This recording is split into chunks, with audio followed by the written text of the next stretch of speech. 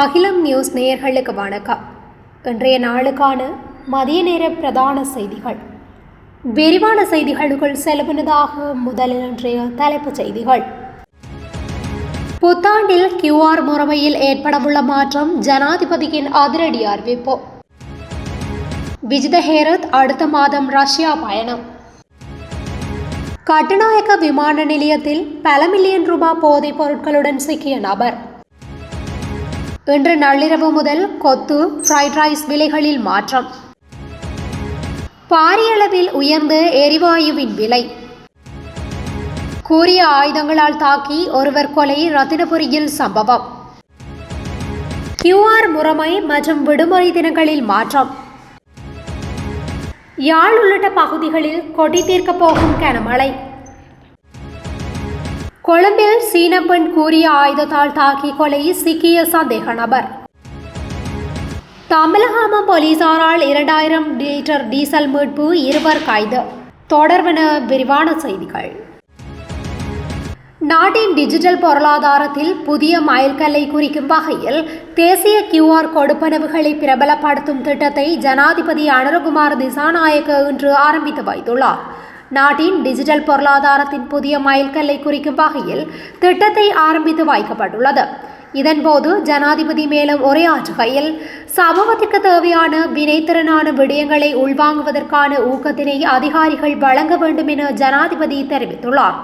சமூகத்தில் நிலவும் சில சிக்கலான பிரச்சினைகளுக்கு தீர்வு காண வேண்டுமானால் ஒரு நாடாக நாம் டிஜிட்டல் மாற்றங்களுக்குள் நுழைய வேண்டும் என வலியுறுத்திய ஜனாதிபதி, முறைசாரா பொருளாதாரத்தை முறைசார்ந்த பொருளாதாரமாக மாற்றுவதே எமது நோக்கம் என்று குறிப்பிட்டுள்ளார். துறைகளை டிஜிட்டல் மயமாக்குவதன் மூலம் $15 பில்லியன் டிஜிட்டல் பொருளாதாரத்தை கட்டியெழுப்பும் இலக்கை அரசாங்கம் கொண்டுள்ளதாகவும், கொடுக்கல் வாங்கல்கள் தொடர்பில் சிறந்த கலாச்சாரத்தை கொண்டுள்ள எமது சமூகத்தில் இந்த புதிய முறைகளை எவ்வாறு பிரபலப்படுத்துவது என்ற சவால் அரசாங்கத்திடம் உள்ளதாகவும் கூறியுள்ளார். எரிபொருளை கட்டுப்படுத்துவதற்கான ஒரு கருவியாக QR குறியீடு மக்கள் மத்தியில் பார்க்கப்படும் நிலையில் இது குறித்து ஒரு விசேட விழிப்புணர்வு திட்டம் அவசியமாகியுள்ளது. தற்போது ஆரம்பிக்கப்பட்டுள்ள இந்த நடவடிக்கையின் மூலம் எமது நாட்டில் QR குறியீடுகள் ஊடாக இடம்பெறும் அனைத்து கொடுக்கல் வாங்கல்களையும் மிக வேகமாக பிரபலப்படுத்த முடியும் என நாம் நம்புகின்றோம். இது தொடர்பில் வங்கிகள் மற்றும் நிதி நிறுவனங்களுக்கு பாரிய பொறுப்பு உள்ளது. பல நிதி நிறுவனங்கள் இப்போது புத்தாண்டுக்காக விளம்பரங்களை உருவாக்கி வருகின்றன.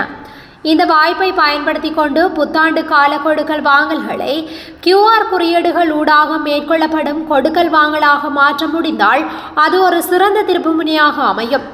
எமது சமூகம் புதிய விடயங்களை ஏற்றுக்கொள்ள தயாராக உள்ளது. ஆனால் புதிய விடயங்கள் கவர்ச்சிகரமானதாகவோ அல்லது இலகுவானதாகவோ இல்லாவிட்டால் மக்கள் அதனை ஏற்றுக்கொள்ள மாட்டார்கள் என ஜனாதிபதி குறிப்பிட்டுள்ளார். இலங்கை வெளிவிவகார அமைச்சர் விஜித ஹேரத் அடுத்த மாதம் ரஷ்யாவிற்கு பயணம் மேற்கொள்ளவுள்ளார் என ராஜதந்திர வட்டாரங்களிலிருந்து அறிய முடிகின்றது. எரிபொருள், நிலக்கரி மற்றும் உரம் ஆகியவற்றை பெற்றுக்கொள்வது குறித்து பேச்சுவார்த்தை நடத்துவதற்காகவே அவர் மாஸ்கோ செல்கின்றார். ரஷ்யாவின் பிரதி வெளியுறவு அமைச்சர் ஆண்ட்ரே ருடென்கோ மற்றும் பிரதி எரிசக்தி அமைச்சர் ட்ரோமன் மார்ஷவின் ஆகியோர் கடந்த வாரம் கொழும்புக்கு பயணம் மேற்கொண்டிருந்தனர். அவர்கள் ஜனாதிபதி மற்றும் உயர்மட்ட பிரமுகர்களை சந்தித்து கலந்துரையாடினார்கள். இவ்வாறானதொரு பின்புலத்திலேயே விஜித ஹேரத்தின் பயணம் ஏற்பாடு செய்யப்பட்டு வருகின்றது.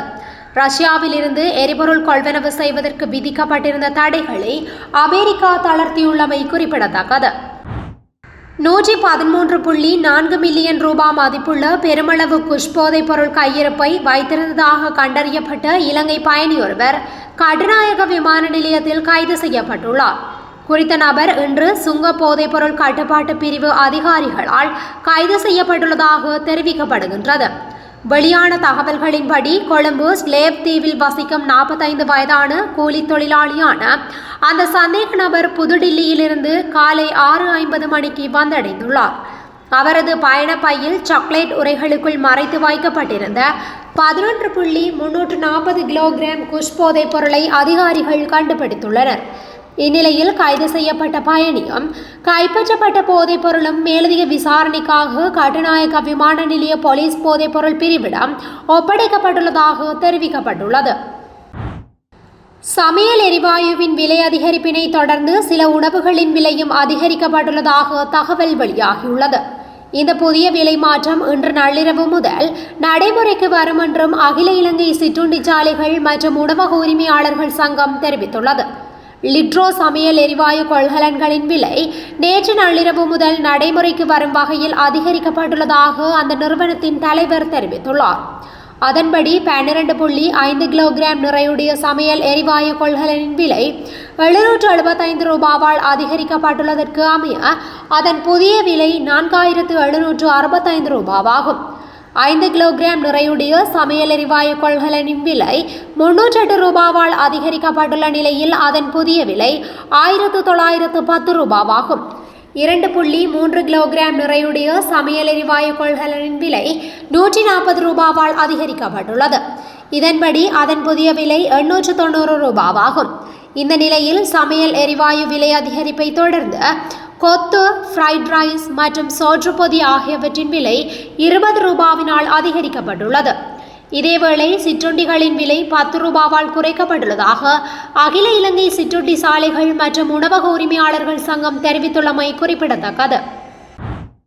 இலங்கையில் இன்று நள்ளிரவு முதல் சில உணவுப் பொருட்களின் விலை அதிகரிக்கப்பட்டுள்ளதாக அறிவிக்கப்பட்டுள்ளது.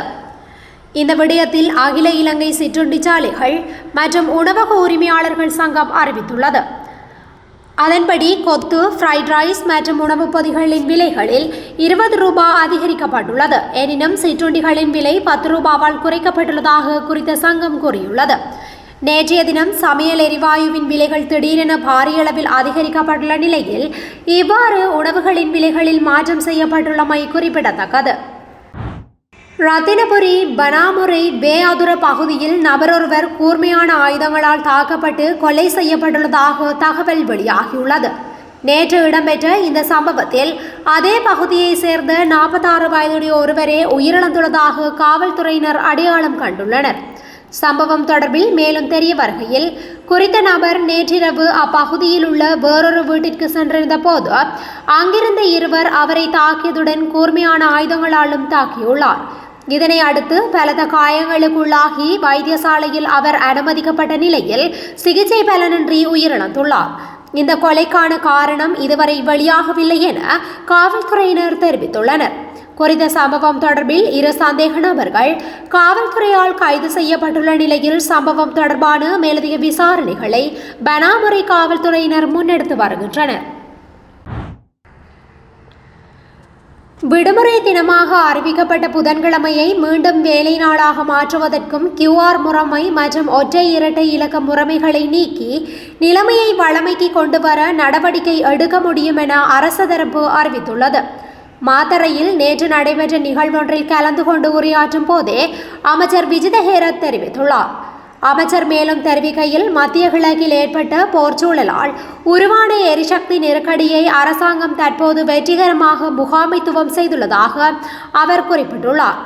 நாங்கள் ஏற்கனவே புதிய வழிமுறைகளை அறிமுகப்படுத்தினோம். ஆரம்பத்தில் ஓரிரு வாரங்கள் சிரமங்கள் இருந்தன. வரிசைகள் உருவானது உண்மைதான். இதனால் உடனடி நடவடிக்கையாக QR முறைமை மற்றும் ஒற்றை இரட்டை இலக்க விநியோக முறையை அறிமுகப்படுத்தினோம். புதன்கிழமையை விடுமுறை நாளாக அறிவித்தோம். தற்போது வரிசைகளை இல்லாமல் செய்துள்ளோம். QR மற்றும் ஒற்றை இரட்டை முறைகள் தற்போது சிறப்பாக செயற்படுகின்றன. இன்னும் சில நாட்களில் அந்த முறைகள் தேவையில்லை என்றால் அவற்றை நீக்குவதற்கு நாம் தயாராக இருக்கின்றோம். புதன்கிழமை விடுமுறையை தொடர்ந்து வைத்திருக்க வேண்டிய அவசியமில்லை. நிலைமை சீரானதும் தேவை ஏற்படும் போது மீண்டும் வேலைகளை ஆரம்பிப்போம். எரிபொருள் கப்பல்கள் வருவதில் தாமதம் ஏற்பட்டதாலேயே அந்த நேரத்தில் அத்தகைய முடிவுகளை எடுத்தோம். ஆனால் இப்போது அச்சப்பட தேவையில்லை. ஏப்ரல் மாதத்தில் மேலும் 9 கப்பல்கள் வரவுள்ளன என அவர் தெரிவித்துள்ளார். நாட்டின் சில பகுதிகளில் பிற்பகல் 1 மணிக்கு பின்னர் மழை அல்லது இடியுடன் கூடிய மழை பெய்யக்கூடும் என வளிமண்டலவியல் திணைக்களம் தெரிவித்துள்ளது. மேல் மாகாணத்திலும் புத்தளம் மற்றும் யாழ் மாவட்டங்களிலும் கரையோர பிரதேசங்களில் காலை வேளையில் மழை பெய்யக்கூடும் என திணைக்களம் குறிப்பிட்டுள்ளது. வளிமண்டலவியல் திணைக்களம் இன்று வெளியிட்டுள்ள அறிக்கையில் இதனை தெரிவித்துள்ளது.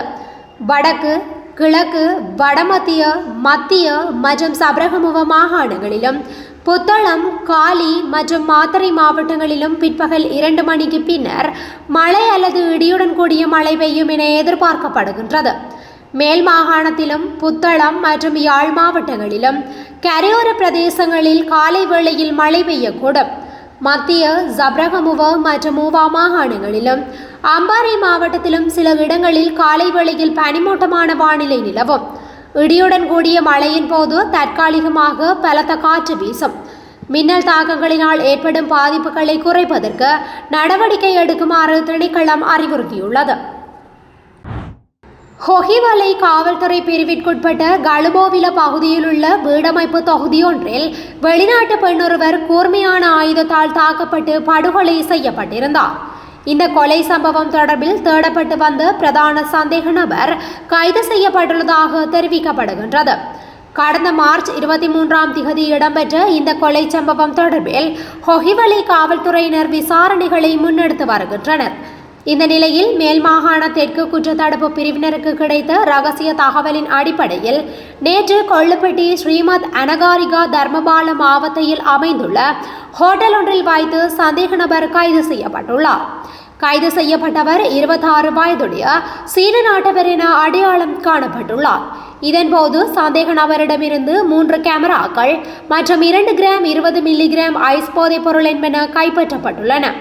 சந்தேக நபர் இன்று நுகேகொடை நீதவான் நீதிமன்றத்தில் முன்னிலைப்படுத்தப்படவுள்ளதுடன் ஹொஹிவலை காவல்துறையினர் மேலதிக விசாரணைகளை முன்னெடுத்து வருகின்றனர். திருகோணமலை தம்பலகாமம் போலீஸ் பிரிவிற்குட்பட்ட பகுதியில் சட்டவிரோதமாக சேமித்து வைக்கப்பட்டிருந்த 2000 லிட்டருக்கும் அதிகமான டீசலுடன் தொடர்புடைய 2 சந்தேக நபர்கள் கைது செய்யப்பட்டுள்ளனர். இந்த நடவடிக்கை நேற்று முன்தினம் முன்னெடுக்கப்பட்டுள்ளது. கந்தலாய் சிரேஷ்ட போலீஸ் அத்தியட்சகர் சஞ்சீவ பண்டாரா அவர்களுக்கு கிடைத்த ரகசிய தகவலின் அடிப்படையில் தம்பலகாமம் போலீசார் நேற்று முன்தினம் தம்பலகாமம் பகுதியில் 2 வெவ்வேறு இடங்களில் திடீர் பரிசோதனைகளை மேற்கொண்டார்.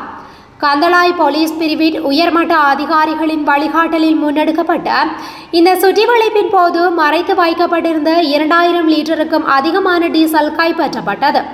அத்துடன் சம்பவத்துடன் தொடர்புடைய 2 சந்தேக நபர்கள் கைது செய்யப்பட்டனர். கைது செய்யப்பட்ட சந்தேக நபர்களையும் கைப்பற்றப்பட்ட எரிபொருளையும் கந்தலாய் நீதவான் நீதிமன்றத்தில் முன்னிலைப்படுத்துவதற்கான நடவடிக்கை எடுக்கப்பட்டுள்ளதாக போலீசார் தெரிவித்துள்ளனர்.